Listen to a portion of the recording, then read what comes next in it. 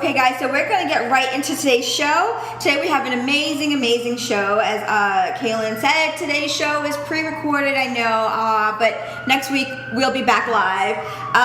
But we do have an amazing show. Today we have the author of Sexual Confessional, Confidential Admissions from Social Media, Miss Nicole Delacroix. Okay, hi Nicole, how are you? I'm wonderful. How are you today? Good. We're so excited to have you. I feel like this is a real treat for our Y-Clad chat listeners. And, we've been talking about it throughout the weekend and stuff, and we're just really excited about this talk today. So thank you.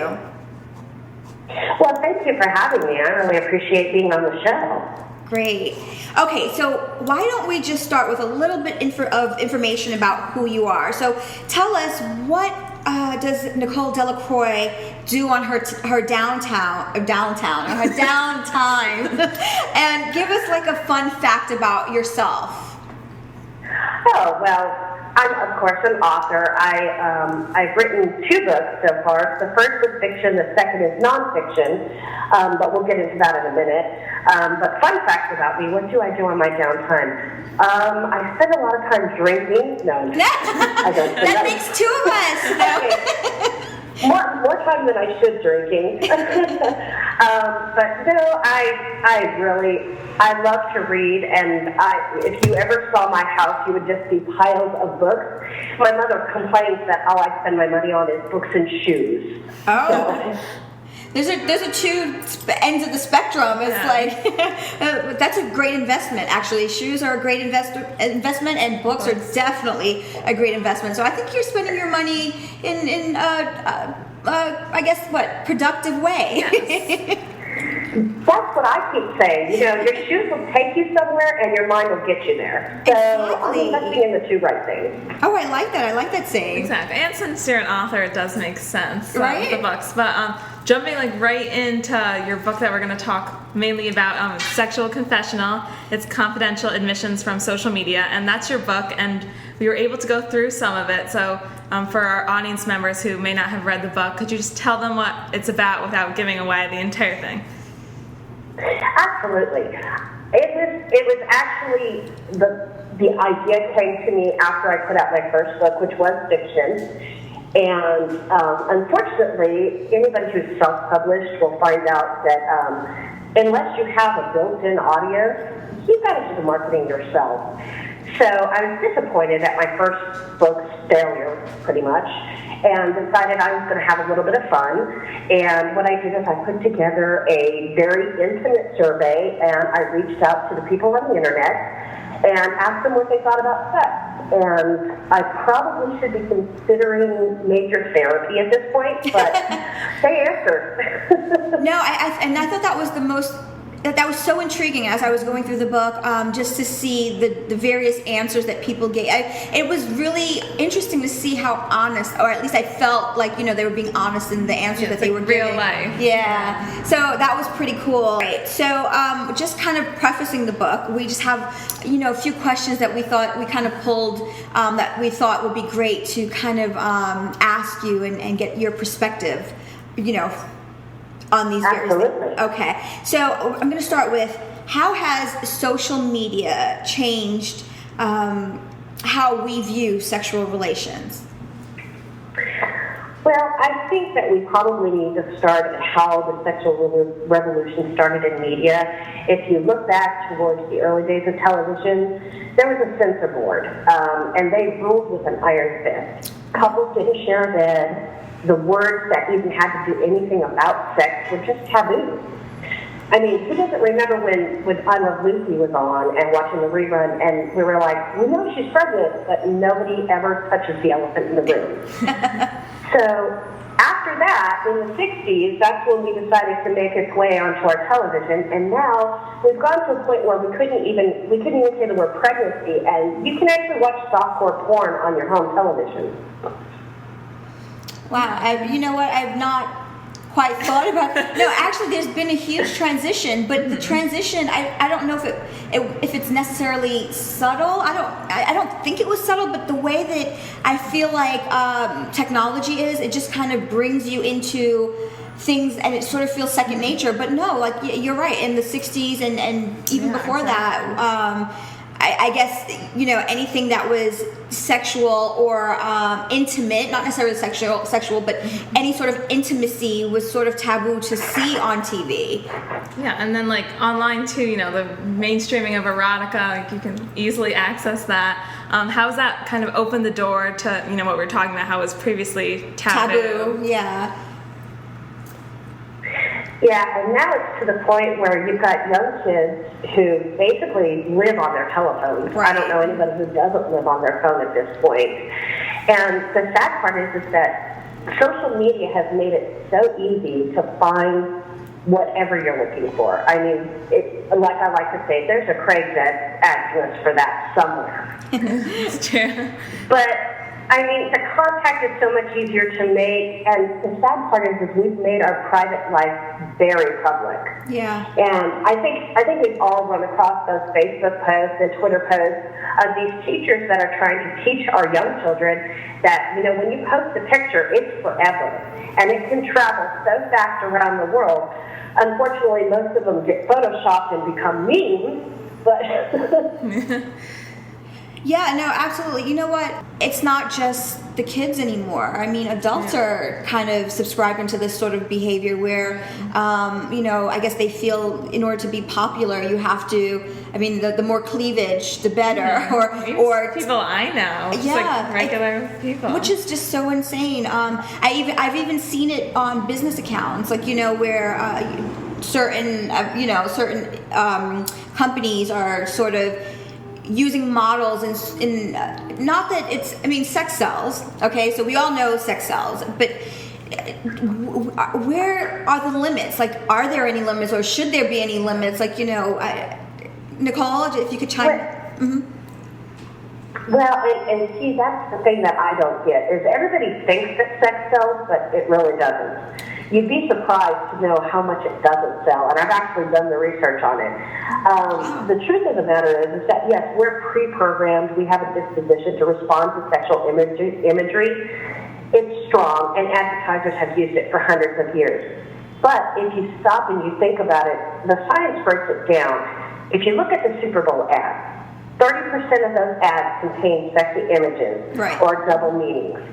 And every single one of those ads that created a sexy image or had a double meaning to it was rated lower in brand recognition than the more family-friendly ones. And that's by 30%. Oh, wow. That's interesting. So sex doesn't sell. But advertisers think it does because we're pre-programmed to react to it. Yeah, that's true. Like, you could, really remember it, but it might not equal, brand recognition, like she was saying. It's not, a very positive, impression. Yeah. So then, okay, this is where I get a little confused then, because then I'm probably one of those people that feel like, I'm not going to see a naked man and that's not going to make me buy something. You know what I mean? Like, the notion of that, just I might be mortified for the first 5 seconds, and then afterwards I might be like, okay, what's going on here? But, it doesn't, instinctually, it doesn't say, okay, let me pick up my phone and go to blah, blah, blah.com and purchase that something, but yet, people are doing it. How can we gear from that? I'm not sure that we can. We live in a society, I feel like, where that's just the norm, which is sad. Well, and I think in this country, and you have to. My mother is German, so I grew up, going to Europe a lot, and back and forth. So it's interesting when you start looking at American views as opposed to European views. Right. If you've ever been outside of this country and into Germany or France or anything like that, you'll know that one, they have nude and topless beaches. They're everywhere. They have a less stringent view on nudity, both in public and in the media. So, I remember when I was 13 years old and we went to Germany, I got off the plane in Frankfurt, and the first thing I saw was a naked woman on an ad.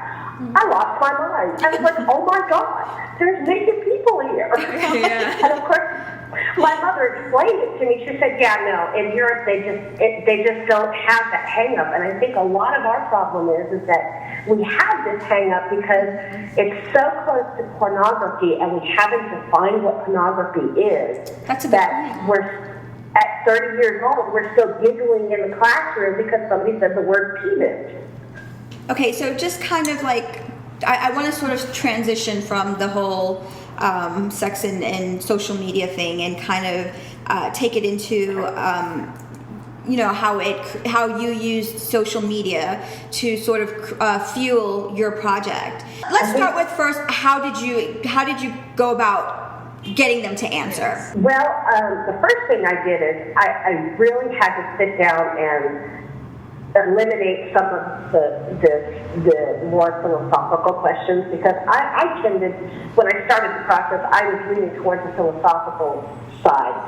And I finally just said, you know what, throw it to the wind, throw caution to the wind, and start asking some very intimate questions, and throw in some fun things in there as well, just so that people would find it enjoyable. Yeah. At that point, I looked for the 12-year-old boy in the room, because they were going to be laughing and they would probably answer me. Unfortunately, there's a lot of 12-year-old boys in the room. And they're easy to find. You'd be surprised how easy they are to find. But no, I reached out to, I started with my friends and realized I did not want to have that kind of information about my friends. And immediately decided, you know what, I'm just going to go anonymous. So I started with Facebook, a couple of groups that I was a member of that mostly had to do with adult humor and dealt with sexual imagery and things like that. So I got a few people from there, and after that I decided I was going to go to Reddit, because I'd always had a really good relationship with the people on Reddit. And when I posted it, I actually got most of my answers from the people on Reddit. They were very open and honest, and I found a really, really good subreddit where people were interested in actually participating in surveys and things like that. Oh, wow. So it was actually, I thought it was going to be like 6 or 7 months, and it ended up being 30 days where I had to shut it down because I had too many answers. Oh, wow. Yeah, Reddit is like actually really good. I've not used it, actually. Oh, really? I've not used it yet. It's like a forum where like people can respond, and I think that kind of ties into like our next question, because you found the right medium to use to get your answers. So if other people are trying to do something similar, like create a social media campaign or get responses from people, kind of what do they need to do to find the right medium for them and find the right outlet? Yeah. And tell us how you decided that Reddit was, did you know about Reddit beforehand, or was there some sort of research or something that, brought you to knowing about this particular forum that existed? Well, first of all, you have to know a little bit about me. I am a total dork. I'm the first one to admit it. I love books. I love geeky things. I'm an uber geek. I can't help it. So yes, I did know about Reddit beforehand, but it actually hadn't occurred to me until I was talking to a few of my techie friends, and they said, forums are a great place to get people to open up and talk. I had first initially approached several blogs that dealt with sex and the sex industry, thinking that I'd get my answers that way. But it turns out that Reddit was a much better move for me, because I felt that the people who answered me were very intellectual. They were very honest. And it wasn't that, 12-year-old boy giggling in the classroom. It was an actual answer, and I thought that they were very thoughtful, and they knew what I was trying to do, and they wanted to help. Wow. And so, at completion of the book, what did you take away from this experience? I'm curious to know. Well, for myself, I had gotten to a point where I had become very introverted and had basically retreated into myself. I had so many things that had happened within a year's time that just made me just decide, you know what, I'm done with things. I don't want to do it anymore. I'm finished. And the process actually was very cathartic for me because I was able to be open and honest with myself. And in doing so, as you'll notice when reading the book, my name is the only name that appears in it. And I put my name to every single answer. I have no problem with it. I learned that, you know what, I like who I am. I embrace who I am. And I've learned to be a little bit more honest with the people in my life. If somebody does something that bothers me, normally I would have just, looked the other way and not said anything. And now I'm a little bit more aggressive and say, you know what, when you did this, it bothered me, and this is why it bothered me. But I've also learned to approach people with a little bit more kindness and love. That's nice. Because truth is we're all the same. And that's what I learned from it. I had answers from all over the world, and I was blown away by the number of answers that I got from places like China and Russia and Italy and things like that. And reading those people's answers, I could have been reading my own answer. Wow. Because it sounded so much like myself. It's like, why do we think that we're so different? We are so alike. Right. We all have the same hopes. We all have the same dreams. If we approach each other with kindness and love, it's a much better way of living than to try and hate each other. It takes more effort to hate. No, I agree. I had another question for you, Nicole. So for people that are, that will be listening to this, we'll be airing this the day before Thanksgiving, so hopefully it'll be a treat for everyone. So for the listeners out there that are, new, they're entrepreneurs, but they're new and they're searching and trying to achieve whatever their goal is. Do you have any words of not necessarily inspiration, but tell us, what can they do to get that project off the ground? If you have any tips. Any tips? Well, I will tell you this. First of all, absolutely never give up. Because the minute you give up, you've already lost. Everybody has their own voice, and everybody has the right to be heard. And reach out to other people. You never know who might be holding that one piece of the puzzle that you need to make your project really soar. And all you have to do is find like-minded people. And I think for the most part, I've had great experiences coming up with people like editors and communities of people that I can talk to, and other people that are authors that can help me get my vision out in the world. And finding like-minded people to help you, I think most people want to help other people succeed. And I'm happy to help anybody that I can, because I know at some point somebody helps me. And the second part, I would say, is never be afraid to ask. The worst anybody can ever say to you is no. Yeah, no, that's a lot of great tips, I think, for someone. 'Cause a lot of people think they can do it on their own, but that's really, helpful. That sometimes you do need the extra person. Sometimes it takes a team. Yes, exactly. And now, for our final series of questions, we ask this to all of our guests who come on the show, because Y-Clad is, both fashion and events. That's what our show centers on. So the first question is, what is the most memorable event you've ever attended? And if you could just give us any reason why, what made it so special? The most memorable event for me, I'm going to have to say it was my best friend's wedding. Oh, that's nice.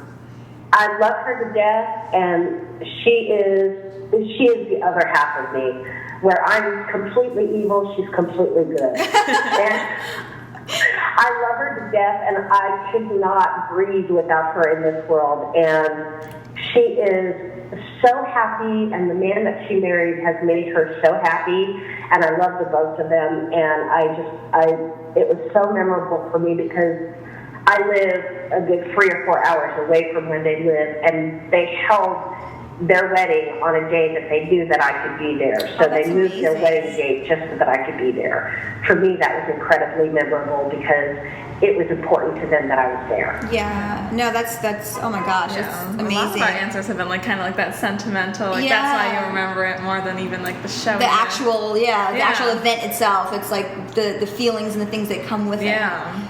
Oh, I love that answer. Okay, so you're a woman, of course, and so we have to ask, what are your essential, like your jewelry and accessory essentials? What should every woman have on before she walks out the house? Oh, that's easy. Okay. That's an easy one. And I have to admit that I'm a little bit of a girly girl, so yeah, I do full hair and makeup every morning. I will not walk outside without full hair and makeup. But if there was only a few things that you could get that you absolutely have to have, a great pair of shoes that make you look fabulous and make you feel great. Okay. A fabulous lipstick that makes you smile.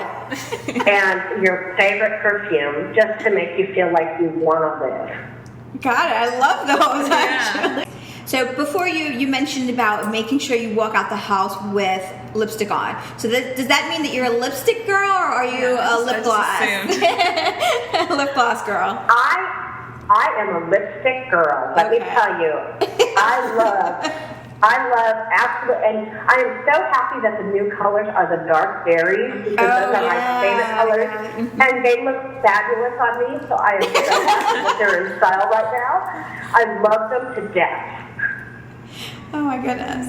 Okay, and finally, where can you find your book, and then how can people, reach you or follow you on social media? Well, you can find my book on Amazon. It is available both in paperback and in Kindle form. You can also get it on the Nook. It is available also from Barnes & Noble and every major publisher. If you'd like to follow me on social media, I am very active on Twitter. I am also active on Facebook. And you can also go to my website, and all of my links are on my website, and that's www.nicole-delacroix.com. Yay! Awesome. Thank you so much, Nicole. You know what? This was so much fun. It was a lot more fun than I knew it would be cool, but like I really, it was so it just really flowed, and I really appreciate you spending the time with us. So hopefully. I thank you guys. I appreciate it so much. I love it when I get on the phone with somebody and they're just energetic. It pumps me up. So you guys have got me all pumped up. Oh, yay. So hopefully we can get you back on again sometime soon. We'll generate another really amazing topic, and maybe you can join us in for something like that. And or if you ever come to New York. Yeah. Are you ever in New York? That's a good point, Kim. I was just talking to my mother about going to New York. So absolutely, anytime you guys want me, you just reach out. Okay, awesome. So thank you again. We really, really appreciate your time, and we'll be in touch. And thank you. Well, thank you guys, and you ladies have a fantastic day now, and enjoy your Thanksgiving. You do the same. Too. Happy Thanksgiving to you. Guys, we're going to take a quick break, and when we return, we'll be talking about the designer feature, news, and events for this week. And so we're back with today's designer feature, which is the Eve Clutch by J.J. Winters. You can see it right here. It's Italian color-blocked leather, and it's a fold-over clutch with a zip-top enclosure, which is really cool because, the zip's on top. Yeah. And it has hidden magnetic snaps so that, it's nice and sleek, and has silk satin lining. Casey's opening it up. Mm-hmm. And, of course, as all our products are, it's handcrafted, and it's also designed in the USA. So it's a great little clutch to carry, nice and easy, and it's definitely a statement piece since it's got the bright colors. I know, it's nice and bold. It's soft too. Oh, let me feel it. And you can get it on Y-Clad.com. Yes, of course. you can. Okay, guys, so we're going to go right into the news. And in today's news, Kangol and Bowman Hat Company will create 41 new full-time American jobs and retain 176 currently held positions over the next 3 years. Bowman is America's oldest hat maker, and its Pennsylvania factory has continuously made hats since 1868. In 2001, Bowman Hat Company acquired the global license to design, produce, and distribute Kangol headwear. It's actually one of my favorite hats. I love hats. Prior to the acquisition, the decision by previous ownership had already been put in motion to move all manufacturing to China in order to stay competitive. The factory in China was purchased in 2006 by a Chinese hat maker who has now decided to close its doors, opening the door for Kangol to bring even more of its production to the United States. So that's amazing. New jobs, new opportunities, anything that's American made, I'm all for it. And then now for events, seeing as how Thanksgiving is tomorrow, kind of sticking with that. There's a ton to do if you are in New York City. And of course there's Macy's Thanksgiving Day Parade, with all the balloons and floats and marching bands. And I mean, it's great to watch on TV, but if you can make it there in person, it's like definitely a different experience. For sure. Yeah, so some tips for attending. You can start viewing at 75th Street in Central Park West, and that's just 2 blocks down from the official start of the parade, and it's only open to the public on the west side, so make sure you keep that in mind. And Central Park is closed for invite-only grandstand seating.